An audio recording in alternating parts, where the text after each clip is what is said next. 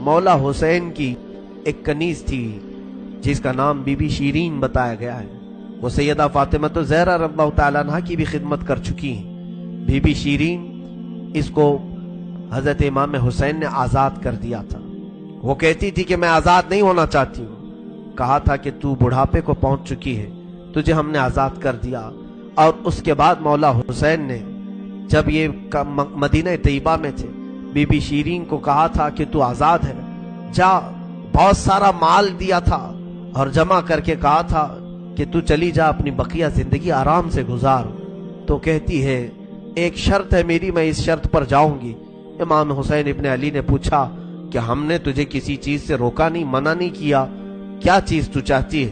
Be be شیرین نے کہا تھا کہ مولا حسین بس چاہتی ہوں کہ میں گھر بنا لوں, گھر میں رہوں, ایک بار آپ اپنے قدم رکھ دینا, ہم غریبوں کے گھر پر ایک بار آپ تشریف لے آئیں, میری وہ معراج ہو جائے گی. امام حسین نے کہا بس اتنی سی بات, ہم تو غریبوں کے گھر روز جانا پسند کرتے ہیں, ہم روز جانا پسند کریں, جا ٹھیک ہے تیرے گھر ہم آئیں گے. اور بی بی شیرین نے کہا نہیں مولا, میری ایک درخواست یہ ہے کہ آپ اپنے خاندان کے ساتھ آئیں گے, اپنے شہزادوں شہزادیوں عورتوں کے ساتھ آئیں گے. مولا حسین نے ساری عورتوں سے کہا دیکھو بی بی شیرین کہتی ہے اس کے گھر دعوت ہے, ہم سب آئیں گے. اور اس کو بطور مسکراتے ہوئے آپ نے فرمایا بی بی شیرین ایسا نہ ہو کہ ہم آئیں اور تو پہچان ہی نہ سکے, ایسا نہ ہو کہ تو پہچان ہی نہ سکے. قدموں میں گر گئی, کہا کہ میں آپ کے گھر کی کھائی ہوئی, میں آپ کی پروردہ, کبھی آپ کو نہ پہچانوں, ایسا کیسے ہو سکتا ہے. وہ خاتون گئی, کوفہ کے قریب ایک چھوٹی سی بستی میں گھر بنایا, بڑا اچھا سا گھر بنایا. اور اس کی بستی والے بھی اس کی بڑی عزت کرتے تھے کہ یہ فاطمہ کے گھر کام کی ہوئی عورت ہے, حسین ابن علی کے گھر کام کی ہوئی عورت ہے. وہ ہر گھر میں جاتی تھی, بستی والوں سے کہتی تھی لوگوں دیکھنا میں نے گھر بنایا اور پیغام بھیج دیا ہے, فاطمہ کے لاڈلے شہزادے رسول امام حسین نے مجھے وعدہ کیا ہے ایک بار وہ میرے گھر تشریف لائیں گے. بستی والے کہتے تھے کیا تیری قسمت ہے کہ تیرے گھر مولا حسین آنے کی بات کر چکے ہیں, رسول اللہ کا شہزادہ تیرے گھر آئے گا. سب اس کی گاؤں میں بڑی عزت تھی, لوگ کہتے تھے کہ اس کی بات پر حسین آنے والے ہیں.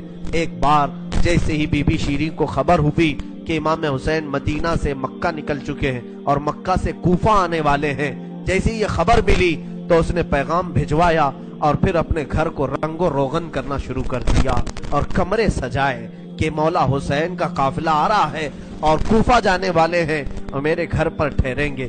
جنگ کی کوئی خبر ہی نہیں تھی. گاؤں والوں کو جیسی اطلاع ہوئی, گاؤں کے سارے لوگ اس کے ساتھ مل گئے. پورے گاؤں میں سارے لوگ گھروں کی تیاریاں کر رہے تھے اور سب لوگ روز انتظار کرتے. بی بی شیرین پہاڑ کے ایک چوٹی پر صبح سے شام تک بیٹھتی, ہر آنے جانے والے قافلے والے کو دیکھتی جو مکہ سے کوفہ کے لیے آ رہا ہے جا رہا ہے, دیکھتی, انتظار کرتی. اس میں امام حسین اپنے گھر والوں کے ساتھ آنے والے نہیں آئے. کئی دن گزر گئے اور اسی رات, اسی زمانے میں ایک رات ایسی آئی کہ اس کے گھر ایک عورت آئی. کہا بی بی شیرین اٹھو جلدی. کہا کیا؟ کہ حاکم بصرہ ابن زیاد کا لشکر, بہت بڑا لشکر ہے اور وہ لشکر باہر آیا ہوا ہے, تیرا بڑا گھر ہے, وہ چاہتے ہیں کہ آج کی رات تیرے گھر میں گزارے. کہا کون لوگ ہیں, کیوں آئے ہیں؟ کہا سنا ہے کہ ایک باغی نے بغاوت کی تھی اور اس کا سر کچل دیا گیا, اسے مار کر کے اس کا سر لایا گیا ہے اور اسی کو دمشق امیر المومنین یزید کے پاس لے جایا جا رہا ہے. بی بی شیرین نے کہا پتہ نہیں کون سا باغی تھا, کس نے بغاوت کی تھی, کس سے جنگ ہوئی تھی, خبر نہیں ہے. بہرحال اگر حاکم کا قافلہ گھر کے دروازے پر کھڑا ہے تو میں دروازہ کھول دیتی ہوں. دروازہ اس نے کھولا, بہت سارے رات کا وقت ہے, شہزادوں کے سر نیزوں پر لٹکے ہوئے ہیں.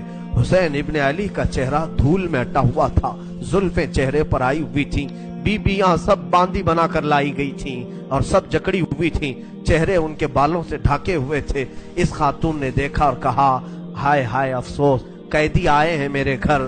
مولا حسین کہتے تھے قیدیوں کے ساتھ اچھا سلوک کیا جائے, قیدیوں کے ساتھ اچھا سلوک کیا جائے. اس نے اپنے گھر میں اندر داخل کیا, جو حاکم, جو اس کے سپہ سالار تھے, ان سب کو اندر بلایا, رات گزارنے کا मकाम दिया, जगह दिया, और ये बीवियों को सहन के बाहर ही छोड़ दिया गया, इनको अंदर नहीं लाया गया।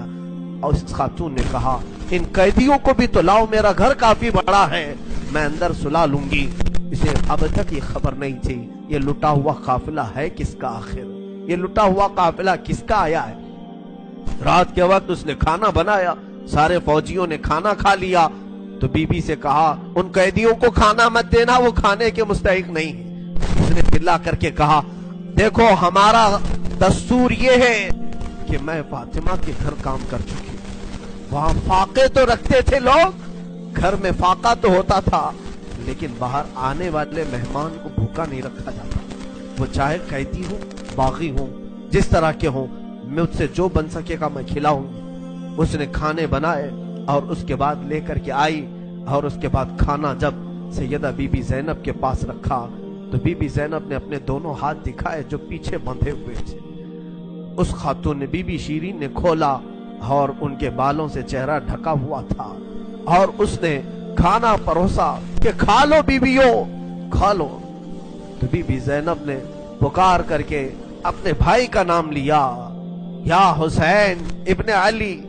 तो बीबी शीरीन चौंक उठी, ये नाम तू क्यों ले रही है? ये नाम तो मेरे आका का है, जिसकी मैं बांधी थी, मैं खिदमत गुजार थी, ये नाम तू क्यों ले रही है?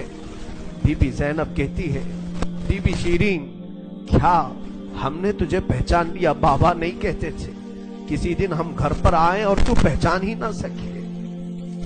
ये जो ऊंचे नेज़े पर सर दिख रहा है, ये तेरे आका मौला हुसैन का सर है, और ये अली अकबर का सर है, ये कासिम का सर है। बीबी ज़ैनब पुकारती गई। बीबी शीरीन ने देखा और पुकार करके कहा, मौला कैसी मेहमान नवाजी का वक्त तुमने दिया, क्या इस तरह भी कोई मेहमान बनता है किसी के घर? और ये कहती हुई गश खाकर गिर पड़ी। उस पर पानी डाला जाता, वो उठती, फिर गश खा जाती, बेहोश हो जाती। सच कहा था मौला हुसैन ने, ए बीबी शीरी, हम तो वादा किए हैं आकर रहेंगे, कहीं ऐसा ना हो कि तू पहचान ही ना सके। सच कहा था मौला हुसैन, आप इस हालत में मेरे घर आए कि मैं पहचान ना सकी, क्योंकि वहमो गुमान में भी नहीं था कि फातिमा के लाडले का कटा हुआ सर कभी घर आ सकता। वो गश खा करके गिर गई, रिवायात में है। सुबह जब उठा, लोगों ने, फौजियों ने उठ करके देखा तो बीबी शीरी का जिस्म ठंडा पड़ चुका था, उसकी रूह निकल चुकी थी। गमे हुसैन में लोगों की जानें चली गई। यहाँ आज दो आंसू हमारे निकलते हैं तो लोग हमें बोलते हैं, गमे हुसैन में लोगों की रूह निकल गई। जो असली मोहब्बत करने वाले थे वो दुनिया से ही रुखसत हो गए। मौला हुसैन की मोहब्बत करने वाली बीबी शीरी दुनिया में नहीं रही। कहा, आखिरी जुमले उसके ये थे, घर बड़ी आन शान से इसलिए बनाया था कि एक बार मौला कदम रखेंगे। अब उन्होंने कदम रख दिया तो अब जीने में कोई मजा